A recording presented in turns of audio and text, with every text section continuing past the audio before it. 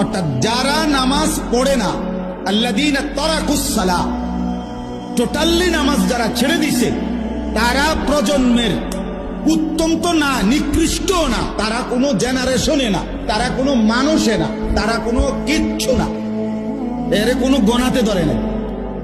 ওই প্রথমেই বাপ গণাত ধরছে, অরে নিকৃষ্ট হিসেবে বলতে চাইছে আল্লাহ এখানে যারা তাদের নামাজকে নষ্ট করে দেয়। তাফসীরের মধ্যে লিখছে নামাজ নষ্ট করে দেয় মানে কি? এক নাম্বার, যে ব্যক্তি নামাজকে যথাসময়ে আদায় করে না, ইউআখিরুনাস সালাহ, তাখির করে, নামাজ সবসময় দেরিতে পড়ে। নামাজ সবসময় কখন পড়ে? দেরিতে পড়ে।